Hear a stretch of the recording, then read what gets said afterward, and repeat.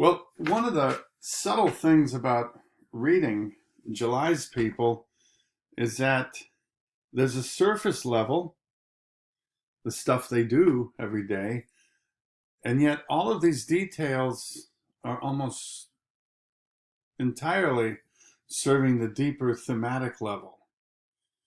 Kind of a mixture of the different places white and black people had in South Africa, looking backwards, and as the Smalls family gets integrated into July's family village, if you will, how those roles change.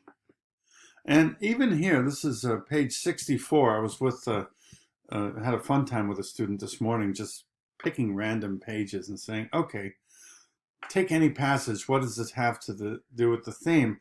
And so on page 64, we start off with Maureen referring to July as always a moody bastard. Okay, not a strong one. For instance, she called her daughter, said her daughter behaved like a real little bitch. So she's really used to growling at people. It's not about race or anything. But she does a really good thing. Maureen is a very thoughtful person, so these are her eyes. She's also a very fair-minded person. And so she's wondering about the town woman July loved and if she could talk to him about that. This is a common theme there, is if they could talk, if they could talk together. And oh shoot, I'm sorry. She's wondering if what it was like for them. But July and Maureen never have these conversations. What is your life about? So she's wondering, maybe his Johannesburg mistress had been afraid to lose him, the comfort he provided as a companion. And then she telescopes out a little bit from that into how these are very clear racist things she doesn't believe in, how many people, the claimants of divine authority, to distinguish powers of moral discernment from the degree of frizz in the hair or the thickness of the lips. This is kind of a short line for physical characteristics of, Africans. But keep in mind, it's framed in the, I hate this thing. It keeps clicking weirdly. But it's framed in those people, the claimants of divine authority. And she goes on to explain there is no difference between black and white people except the physical surroundings. So she talks about how somebody might look down on July for having this extramarital affair with a chippy in town. And then she continues that riff and saying, what's the difference between that, between what's going on in the wife's hut in the background, that is the power and rights of sexual love, compared to what happens, she says, the differences in the lover's place in the economy.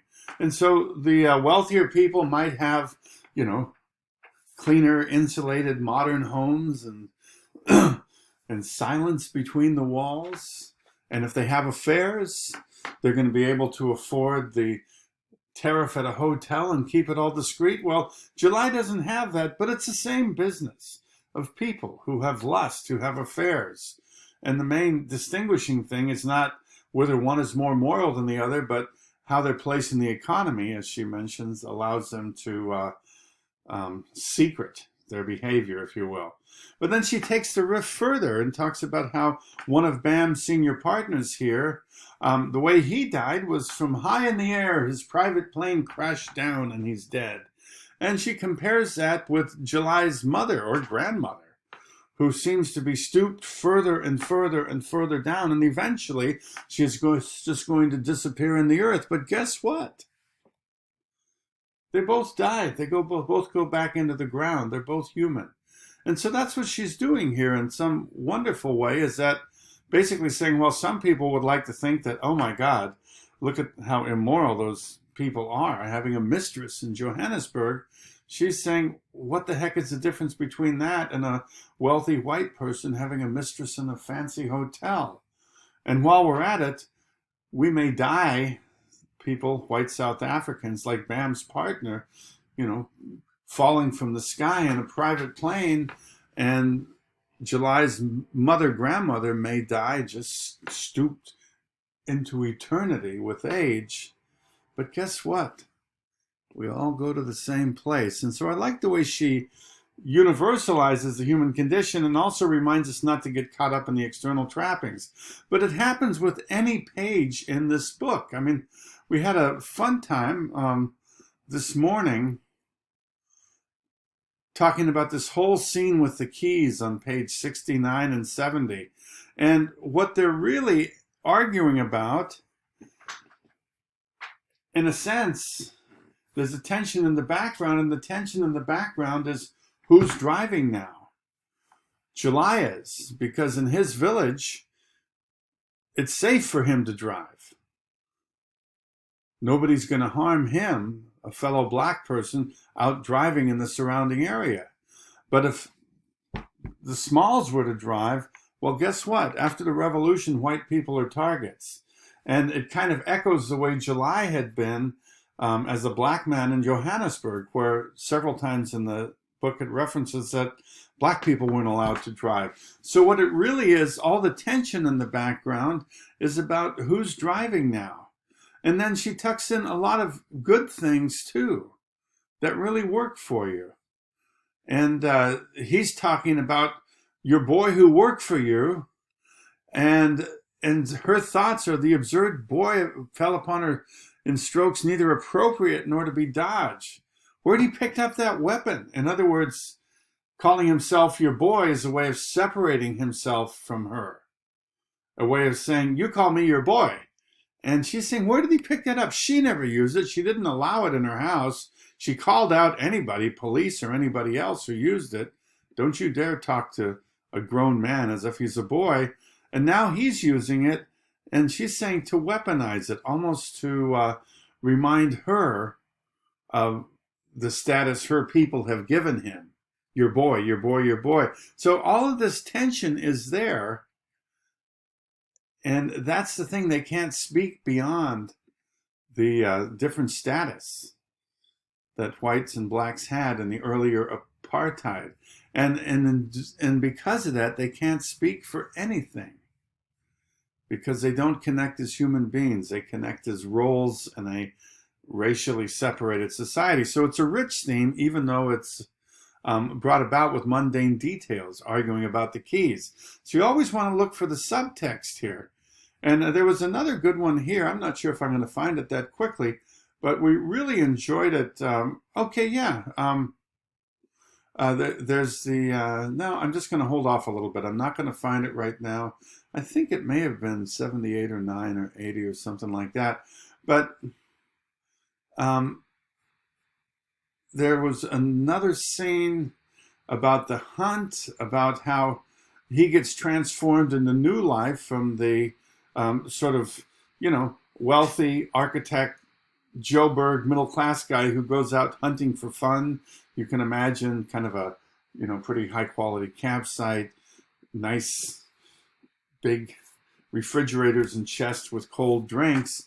And here, well, it's not so pretty when they go out, the white men, when they go out shooting the warthog. Here, it's about blood. It's about filth. It's about blood snot. It's about pulling carcasses back through the mud. It's about shooting not for sport, not for fun, but shooting for survival, for food, killing an animal so you can eat it.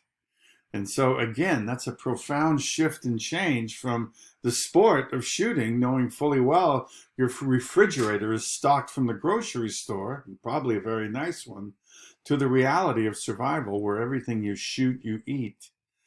Blood, snot, and all, you have to drag it through the dirt. So that's a really wonderful, a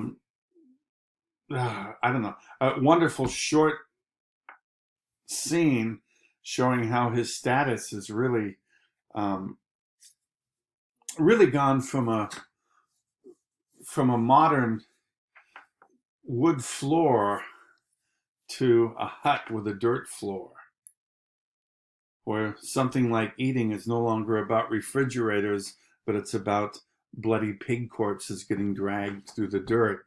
And so it's really kind of exciting that way.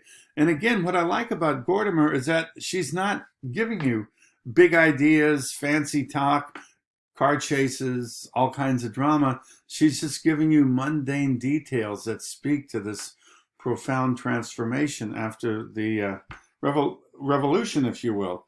And so that's what I think you could do. You could almost randomly pick any page in the book. And then once you orient yourself with the surrounding scene, ask yourself, what does this tell us about the lives of people in the new South Africa? That is how it has changed for the white Smiles family versus how it's changed for July and his family in the village. And then also, what had life been like before under the very racist apartheid regime? So if you can just do that, look at these simple details and understand embedded in them is a much deeper story. That's really where you start getting to the depth where you can write not about what happens, but about what it means. I hope this helps you guide you for tonight.